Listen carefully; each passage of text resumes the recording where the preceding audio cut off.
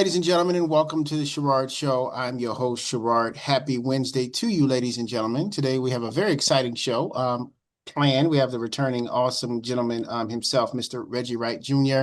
Stopping by on the show. I'm going to pick his brain on a few topics, and he's going to share a few things that's currently trending in the news. But before we get to Reggie, the Sherard Show is brought to you by the Pure Essence Television Network, where you can see some of the greatest episodes now trending from The Temptations to Les Brown, to Jay Leno, to Joe Montega, and many more. Just click on the link below and you can have to see the greatest episodes of your life. It's also brought to you by iHeartRadio. If you missed this broadcast on television, you can also listen to it on iHeartRadio. And then lastly, it's brought to you by my Rah shoe collection, a very limited pair of shoes from Italy.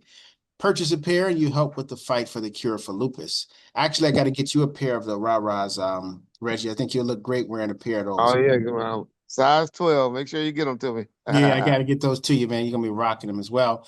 Well, this gentleman, you see him on Bomb First, his hit podcast, talking about all things from Suge Knight to DJ Quik to Biggie to Tupac. And now he's here on the Sherard Show to kind of talk about a few things we're going to be sharing today as well. Reggie, it's so good to see you. How are you, sir? Oh man, great respect. Thanks for having me. It's always great to come on your show, man. You're It's an honor. one of the most professional people on the podcast world. Well, I thank you, Reggie. I appreciate that. It's such an honor having you on, and we always have a great time when you stop by the show. So, Reggie, let's jump right into it. First and foremost, we're going to talk about the Lakers. Now, I'm a Uh-oh. Lakers fan, and you are a Lakers fan as well. What do you think about the current success without LeBron James currently with the Lakers?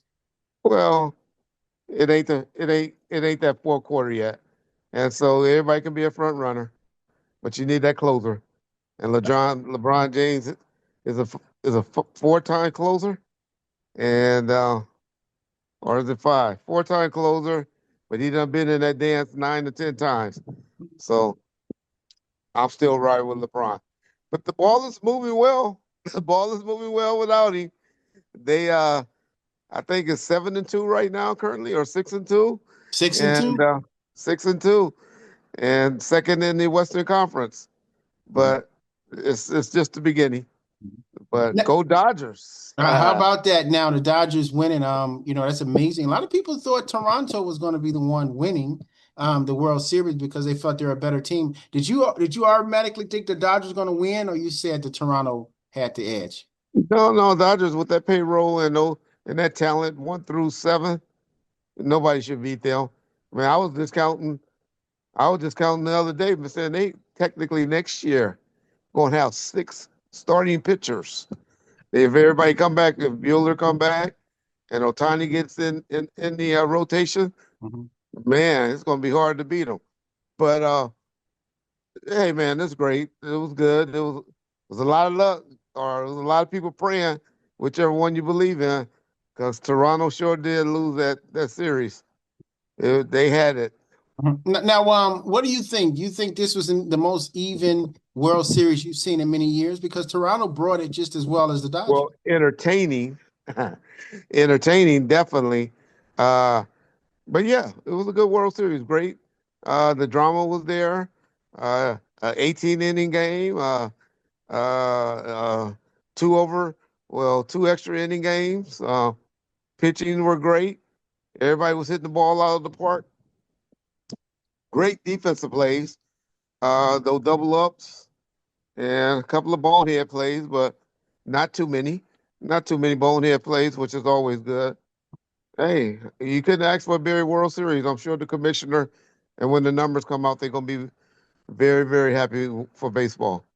Very Shout good. out baseball. Definitely so. It's very entertaining. As you mentioned, they played two baseball games in one night. Going And back one to night, yeah, I'll that figure was. that out. I'm sure that was hard for the people in Toronto, a 3 hour time difference. But yeah, Figure that out. Now let's move on to Bronny James. Now he's been getting so much flack for not being labeled as a NBA basketball player. And you see check on your monitor, you see that often he goes into the game and plays 16 minutes and doesn't have a point, or maybe have 2 points, or go 1 for 6, etc. What are your thoughts on him being in the league and playing for the Lakers? everybody from player 10 to 15 are questionable about being in the league. and then some of them pan out. That's just because we so used to guys playing at least 3 to 4 years in college, and we had very few that were straight out of high school. We had a lot, about 10 or 15 that made it, but there's a lot of people that went through the NBA, and so let's have this conversation in 4 or 5 years, and let's see where we go. Very good, very good. All right, now we're going to go to the more serious of the topics. We appreciate that as well. We can see your questions as well. Now, on Halloween, Big U tragically lost his son, who was murdered walking up to a vehicle, Jabari. And we still haven't, to this day, they have not found a suspect as of yet, up until this interview. What are your thoughts on the murder of Big U's son, Reggie? Just the unaliving of anyone is a tragic, right? But don't the Bible say something about we do pay for the sins of our father? How many people have Big U allegedly been involved or are accused of unaliving? What about the mother of the gentleman that he's in custody for currently for unaliving? And so, I'm one of those that like, hey, it's sad. It's a sad thing. It's sad that it happens. It's unfortunate that our community and our black men keep killing each other. But you want to live that lifestyle, then it goes with what you sign up for. He has one son that's doing great, playing in the NFL, doing great. This particular son chose to take the game banging route. He was out there actually in an area that he had no business being in. It's like a hostro, really, is where the game bangers doing a lot of pimping. And that's what apparently he was doing in an area where he was pimping a young lady. And Now, so now, Reggie, did you know Big U when he was out? I had conversations with him a couple of times. We know of each other, of course, because of Suge Knight, but not many interactions with him, no. Very good. Now, Reggie, we'll move on to something very interesting. Now, there was about 3 weeks ago, there was a back and forth with you and DJ Quik, where DJ Quik was making it seem that allegedly he doesn't know you, and you ended Nah. up responding in terms of giving the reasons why everybody knows that he knows you. But what is this all about between you and DJ Quik? A lot of people don't like to be spoke on. And then that's the card you say when somebody's speaking on you. You play like you don't know who they are. And so that's all that is. We don't have many incidents and been around each other and had many situations where we dealt with each other. I went knocking on his door at 3 in the morning, getting him out of his bed. So he know who the fuck I am. Uh did a video shoot for him that his record label wouldn't even do for him. Called a music video called Black Pussy. Put that video together and did that for him. But DJ Quick is a legend. He just was mad because I don't put him on the level of Dr. Dre and DJ Mustard. I don't. I think that Mustard is the hottest thing out right now, and I think Dr. Dre is just I think he's 1A above everybody on the West Coast as a producer. He didn't like that I called him an understudy. Now, Reggie, now why don't you put him up there on a level with Dr. Dre, even though he's a phenomenal producer as well? But what's keeping him in your mind from being up to the Dre status? Okay, Dre blew up Snoop Dogg. Dre blew up NWA. Dre blew up Eminem. Dre blew up 50 Cent or helped the game. Okay. DJ Quick blew up High C. Tell me a song High C did. He blew up the group Second to None. He blew up, okay, Sugar Free. I like Sugar Free, but past the West Coast, who knows Sugar Free? If you're not into the pimping game and talking like that. That's the only reason. No, Reggie, what does it feel like when you see a lot of these people coming at your name? Like, Suge Knight speaks so much about you. You all have a back and forth, then you get DJ Quik, then you get Carcino, and you get all these different people. What does it do to you when people continue to speak on you? Mhm. Well, it helps. As we all know, it's called something called algorithm. And when your name is in the algorithm, you tap at those people to get your name going in the algorithm. Everybody knew. I told everybody what Quik was trying to do. He was trying to build up his YouTube channel, get his YouTube channel going. That's all he do now is on his YouTube channel trying to post stuff on there. And so a lot of those people do that. Suge Knight is mad. He want to be telling these stories. He hate to see that somebody else is telling the story that he should be telling the story, and he hate to be corrected.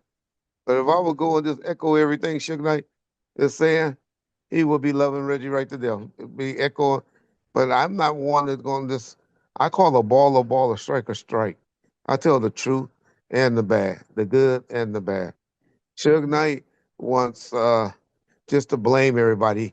He weaponized the name of Tupac and stuff like that to go after people or attack. Tell me one person has he said anything positive about on any of his interviews. Can't tell me one person. Everybody he seems to talk about, he want to attack. He wants to blame Snoop Dogg for the murder of Tupac Shakur. Snoop Dogg had nothing to do with the murder of Tupac Shakur. Motherfucker that said three of them are in a grave, and the other one is sitting in a prison fighting for his life. Those are the ones that responsible for the unaliving of Tupac. And because I don't want to agree with it, because he want to play with this, with the name and weaponize it, he don't want to agree with me. And so, hey, I'm not going to set up and agree with you just to be your friend. So, Reggie, why does he want to implicate or try and put Snoop Dogg's name in it when that's never been said before? I love being vicious. I love being mean. I love being vindictive. Uh, just because he knows that name, Tupac, say anything about him, it gets people, he has a cult. I call him a cult of a follower, where those people would turn on you in a heartbeat. Just like that writer right now, Jeff Perlman. Jeff Perlman did a book writing about, just did interviews, went out and met with people, talked about people and reported.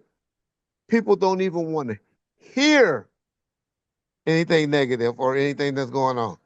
They don't even want to hear it out. Just to say, well, damn, where did he get that from? Why would the cousin say this? Why would the sister say that?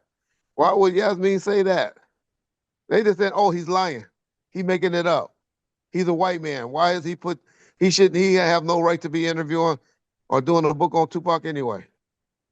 Well, we have people that like Kevin Powell and all of them that could have did the book. They elected not to do it for whatever reason. They didn't take the time to do it. He did. So I'm not saying that everything you read and all of that is truthful, but why just saying it's a lie just because you never heard it before or you don't agree with it? For those who just tuned in, we're speaking to the iconic Mr. Reggie Wright Jr. on the Sherard Show as he's dropping so many truth bombs. We will be taking your questions momentarily. We're going to take a quick commercial break. When we come back, we're going to talk about Keefe D. You did mention him briefly. And he's fighting for his life. We're going to get your thoughts on his situation. I'm Sherard. We'll be right back right after this. Here's an important message from the U.S. Med Diabetes Solution Center. If you have diabetes, you know the pain of pricking your fingers. But now, by wearing a small device called a continuous glucose monitor, or CGM, you can reduce your pain right away. It's easy to use and helps you make more accurate diabetes treatment decisions. If you use insulin daily, you might be eligible to get your own continuous glucose monitor. Call the U.S. Med Diabetes Solution Center to learn about this groundbreaking new CGM technology. If you have Medicare or private insurance, call to see if you qualify for a CGM at little or no cost. Shipping is free and will even bill your insurance company for you. US Med is the #1 rated supplier on Google and Facebook reviews. So call us right now to see if you qualify for a CGM at little or no cost. US Med. Better service. Better care. And welcome back, ladies and gentlemen, to the Sherard Show. I'm your host, Sherard, for our very special Wednesday conversation with the iconic Mr. Reggie Wright Jr. He's looking very relaxed as he's answering our questions, as smooth as the other side of the pillow. Now, we were just talking about Suge Knight. Now we're going to kind of talk about Keefe D. Now he is the one you were speaking about. That's the only one that's alive that was responsible for the unaliving of Tupac. Is that correct? Correct. Now, you mentioned he's in fighting for his life. What is going on with him currently? Well, he's set for trial for the murder or conspiracy to commit murder against Tupac Shakur mid-February. And so he's in custody in Las Vegas. And they finally picked up he was arrested sometime in September of, I think, 2023 or 2024. Not sure, I think it's 2024. And he's been sitting in custody in Las Vegas jail. And he kept running his mouth, didn't want to shut up. And I think he finally pissed off the Vegas DA, and they decided to pick him up on this case and try and bring him to the trial of his peers. And yeah, so we'll see what happens. Yeah, Reggie, this is very interesting when you say that because he wrote a book about the He wrote a situation, book. He and then he did was about on. 10 different interviews. Yeah. Mhm. Now, if he just left well enough alone, would he still, you think, in your mind, be in this situation? They wouldn't have thought nothing of it, and they wouldn't have been able to get things outside of the proffer agreement to prosecuting. Because everything that they already knew. I mean, he wasn't lying. Everybody always said, "Oh, he lied. He must make it up." This is things he's been saying since 2008, 2009. Y'all just started hearing about it in the public and all of that. So that's why y'all believe he possibly could have been making stuff up or all of this. No, he told this people when he was fighting. He told this to the people when he was fighting for his life, when he was facing 25 to life or something else. He told these people this, where if they would have caught him in one lie, they could have dishonored the agreement and just arrested him and put him in custody for that and for the case that they had him dead to bang on. But they weren't trying to solve no drug case.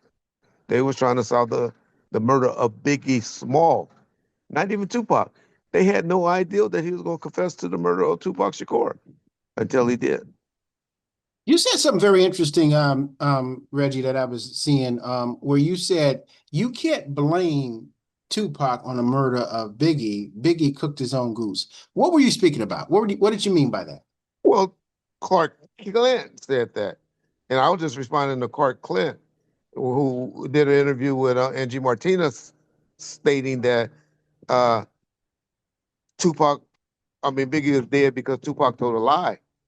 And my whole thing is, no, it wasn't that he told a lie. That's just what he felt at the time. Biggie was killed, I believe, because number one, he had no business being out in California so soon after the murder of Tupac. But two, and more importantly, because he got on a radio station a few days in LA before he was on the line, doing a song called Long Kiss Goodnight, talking about Tupac. He did subliminal songs, diss songs in his album, Life After Death, pretty much bragging about having something to do with the murder of Tupac.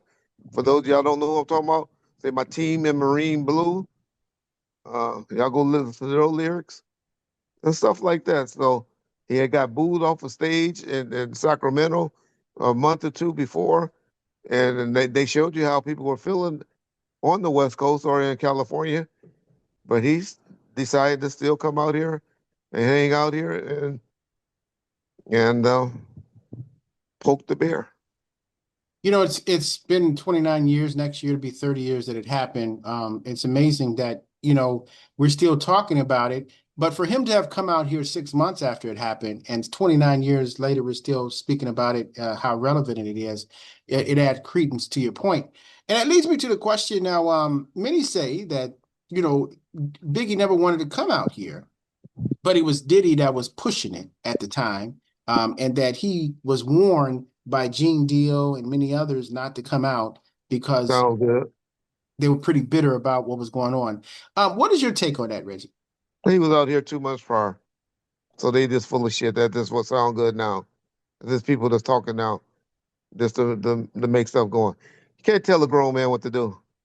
You could ask me, beg me, do whatever to come on this interview and come and do with it. Could have kept calling me, offer me tons of money or whatever. If I wanted to do it, I'm gonna do it. If I don't want to do it, I ain't gonna do it. Very good, very good. Now let's move on to Suge Knight. We were speaking about this is and then we'll tackle one more topic. But in terms of Suge Knight, do you feel that you all will ever mend fences? Because Fuck your night. now Reggie, it took a long time because I used to always watch your interviews. You really tried to avoid saying anything bad about him, always. So you don't feel that there's any way we can reconcile? No, because he wanted to put me in the package of other niggas. Me and them did too much together. He wanted to weaponize Tupac against me and start trying to insinuate like I had something to do with the murder of Tupac. I'll have been mad. You don't play like that. We've been through too much to do stuff like that. Don't play like that. Very Suge good. Knight is you know what you gonna eat on Thanksgiving in about 3 weeks? That turkey. He's done. You can put a fork in that motherfucker. Now, Reggie, we got a time for about 3 questions. I know you're very busy, man. We thank you so much for stopping by.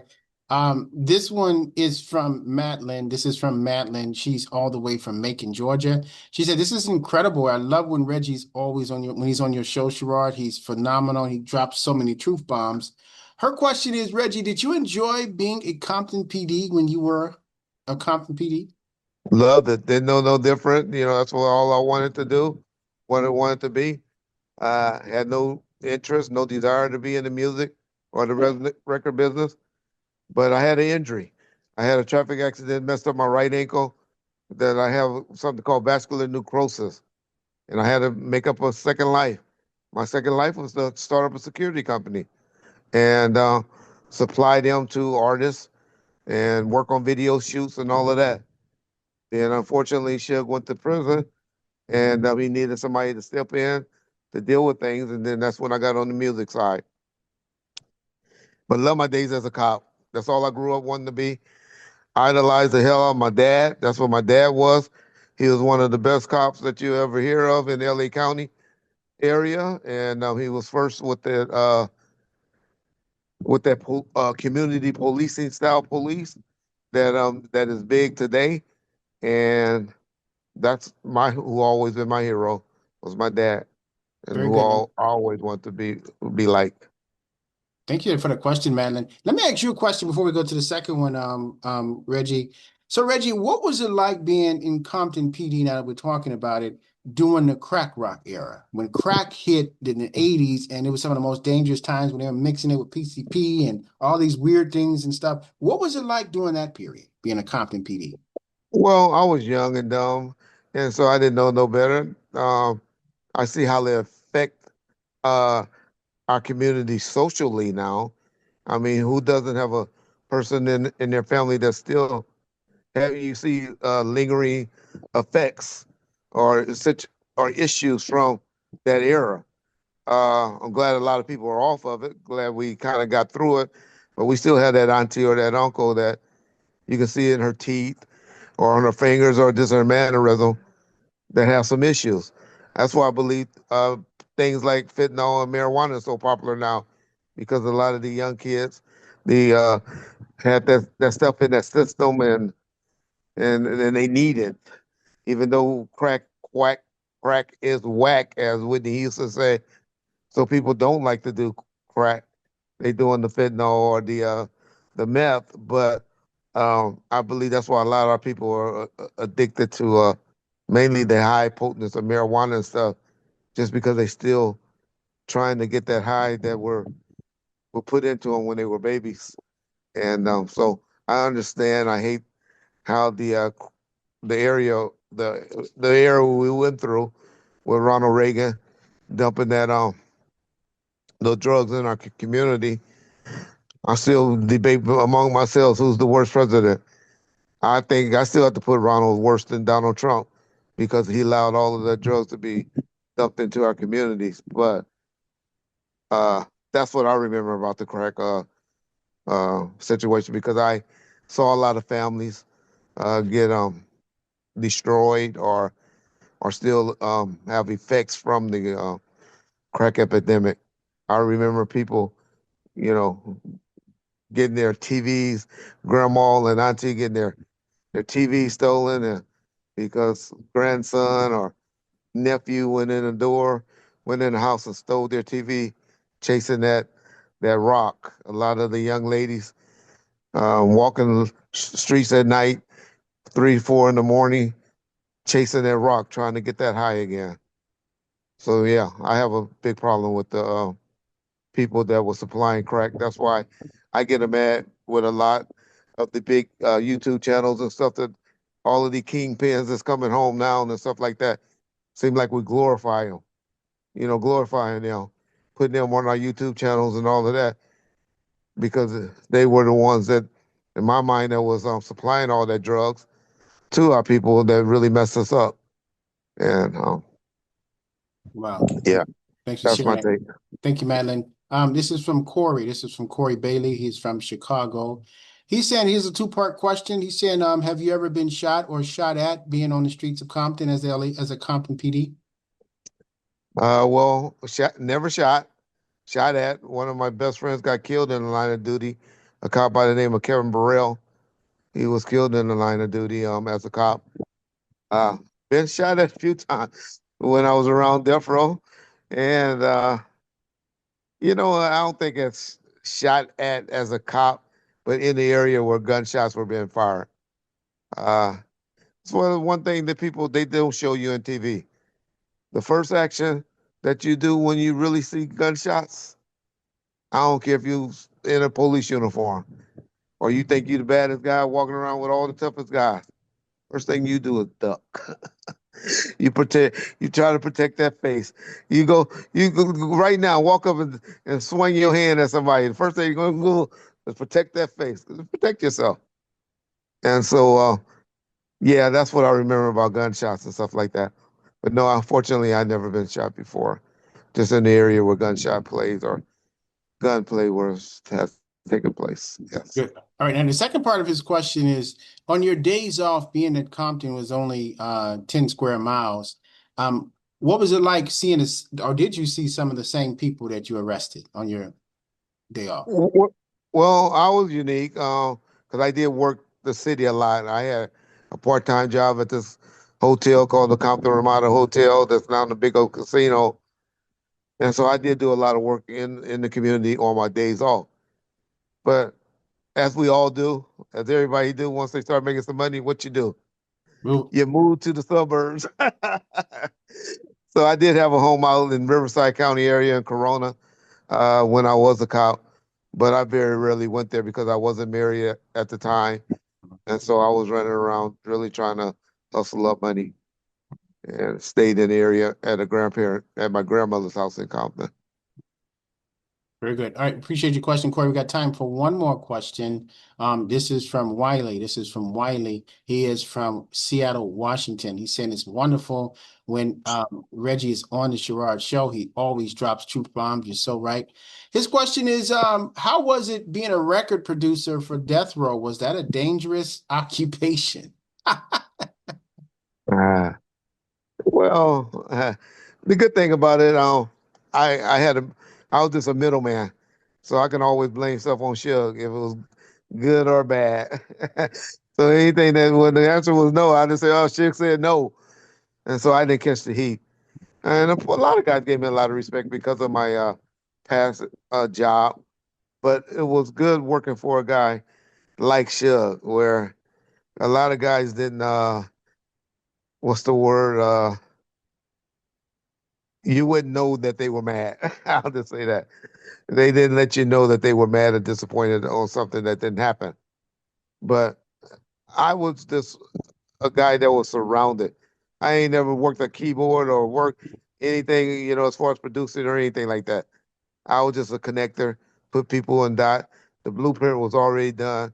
Suge had already had the blueprint laid out, and I was just a facilitator for his business. That was always his shit.